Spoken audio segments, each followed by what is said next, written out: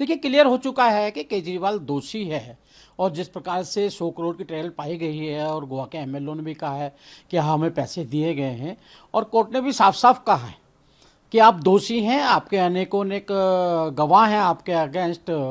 और सबसे बड़ी बात तो ये है कि आप लोगों को गुमराह कर रहे हैं। आप जो सरकारी गवाह को बोल रहे हैं, इसका मतलब है आप मजिस्ट्रेट और न्यायपालिका को बोल रहे हैं।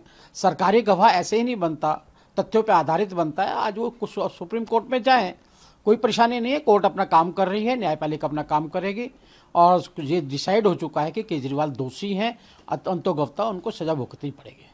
वहीं एमएनएस चीफ अपना support BJP Shiv Sena NDA alliance को दिया। उन्होंने कहा है नरेंद्र मोदी जी और एनडीए के लिए हमारा सपोर्ट हमेशा है।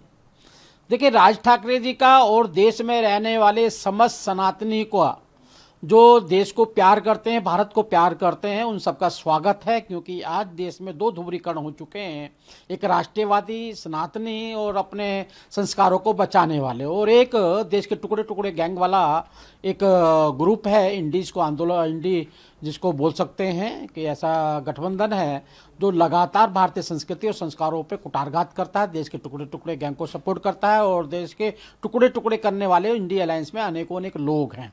तो इसलिए आज पूरा देश मोदी जी के साथ में खड़ा है, विकसित भारत के साथ में खड़ा है और मोदी जी का संकल्प है 400 पार, उसको पूर्ण करने के लिए आज उत्साहित है और मेहनत भी कर रहा है। Election commission of India Surjewala को जो उनका कमेंट था हेमा मालिनी के लिए, और बोला है कि 11 अप्रैल से पहले रिस्पॉन्ड करें। वहीं उन्होंने डिमांड किया है कांग्रेस पार्टी के प्रेसिडेंट को कि इसके बारे में कोई एक्शन लिया जाए।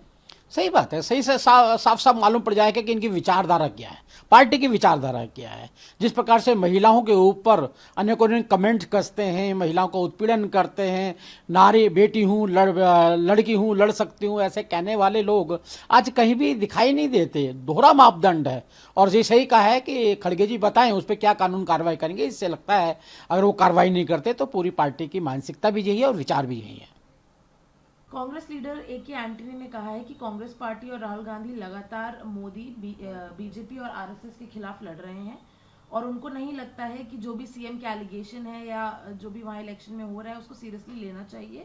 इंडिया ब्लॉक सही दिशा में आगे बढ़ रहा है और जीतने के चांसेस हैं। देखिए, एंटनी जी को मैं एक बात ध्यान दिलाना चाहता हूँ कि उनमें एक राष्ट्रीय प्रेम होना चाहिए और राष्ट्रीय प्रेम के नाते मैं उनको याद दिलाऊंगा 2014 के पहले के भारत में वो कहा करते थे सेना के पास गोली भी नहीं है, बंदूक भी नहीं है, पैसा भी नहीं है और सेना किस प्रकार से हतोत्साहित होकर बैठी हुई है।